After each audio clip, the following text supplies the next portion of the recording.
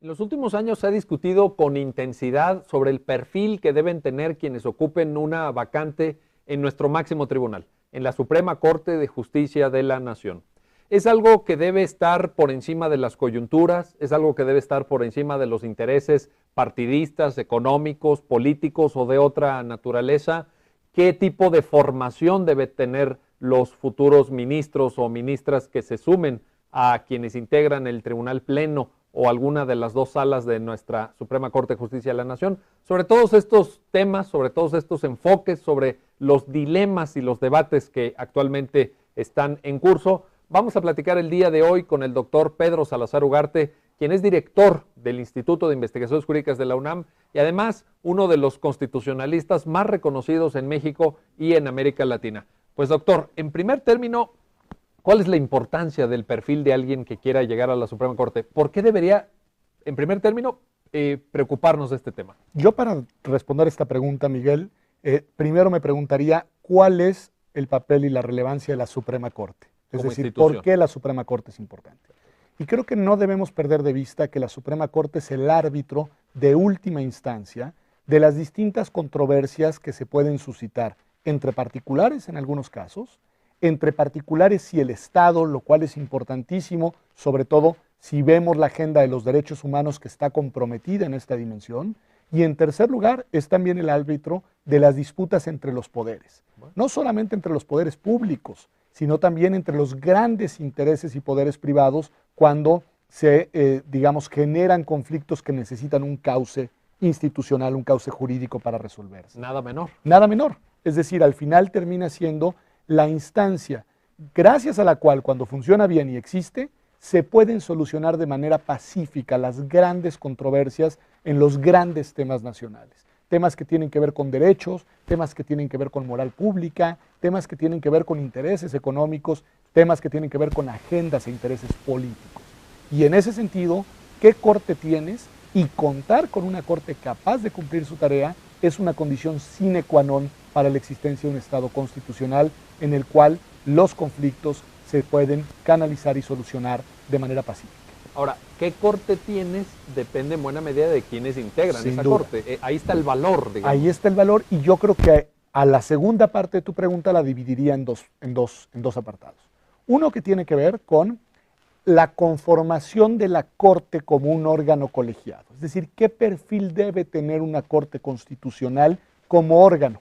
Y yo creo que una Corte, en el caso mexicano, que se integra por 11 personas, debe ser una Corte con múltiples equilibrios. Sobre la base de que todos los que la integran deben de ser juristas con alto prestigio y con una probada capacidad técnica en el ámbito de la interpretación y de la aplicación del derecho, sobre esa base, yo creo que una Corte lo que debe de tener es un equilibrio en el que se vean reflejadas, uno, distintas ideologías alrededor del derecho.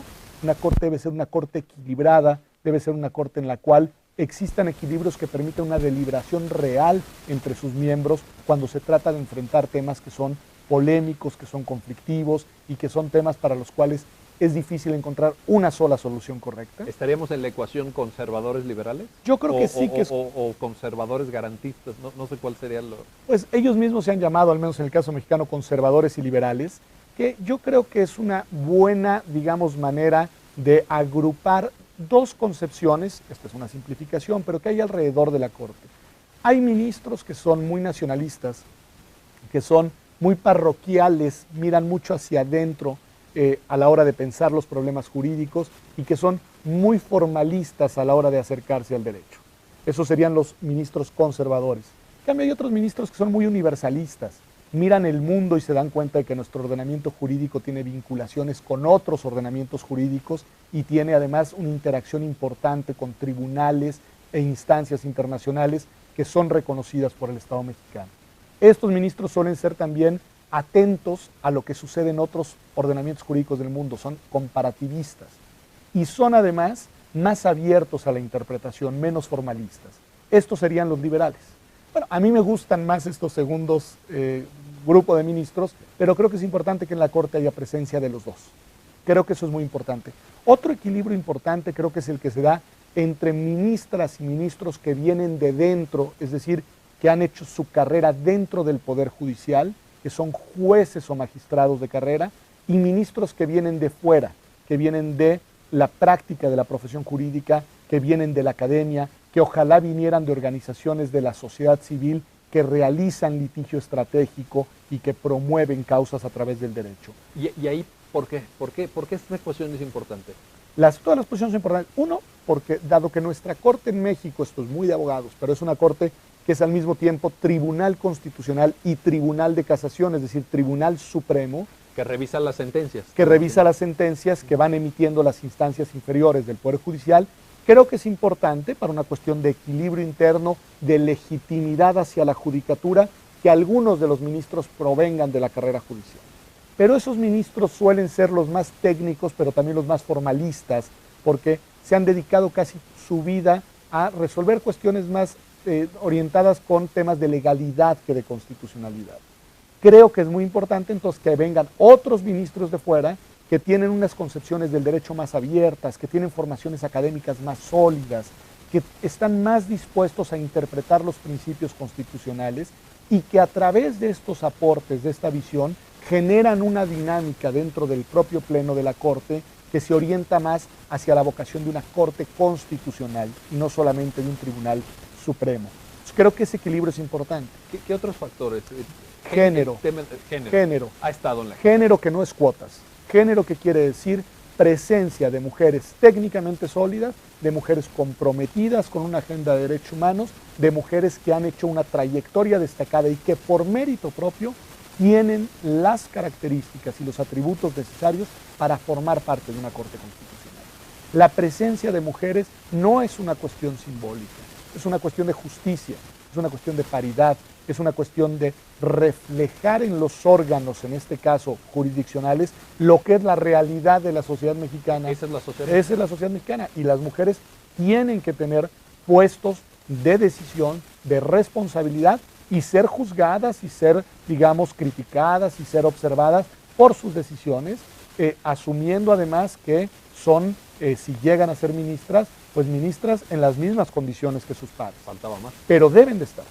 Yo creo que eso es importantísimo y por lo mismo ahora que una ministra de la Corte va a dejar el Pleno, a mí me gustaría, así lo he escrito, así me he pronunciado, que entraran 2 ministras, pero vuelvo a decirlo, no por ser mujeres, sino por ser juristas destacadas a la Suprema Corte de Justicia, para que al menos haya 3 de 11 ministras en este momento. Entonces, ese me parece que es otra variable importante. Una última pregunta, doctor. ¿Por qué el ciudadano se debería de interesar en este tipo de debates? ¿No es un debate de políticos solamente? ¿No es un debate de académicos solamente? Yo creo que la apropiación por parte de la ciudadanía del tema judicial es una condición necesaria para lograr apuntalar eso que llamamos Estado de Derecho y una cultura de la constitucionalidad que tanta falta nos hace en México. Creo que los ciudadanos deben de saber que lo que deciden los ministros puede tener repercusiones en su vida cotidiana, que las decisiones de los ministros son importantes para fijar criterios que van a tener que ver con la patria potestad de sus hijos en un caso de divorcio, que van a tener que ver con las indemnizaciones económicas en caso de una negligencia médica, que van a tener que ver con decisiones que van a orientar la política educativa de sus hijos en la escuela. Es decir, las decisiones de los ministros permean a todos los jueces del país y terminan repercutiendo en ámbitos muy sentidos para la vida, como tienen que ver sus relaciones laborales, sus relaciones familiares, sus relaciones patrimoniales, en fin, una amplia gama. Por ejemplo, los ministros determinan si una mujer puede o no legalmente interrumpir un embarazo, determinan si 2 personas pueden contraer matrimonio sin importar sus orientaciones o preferencias sexuales.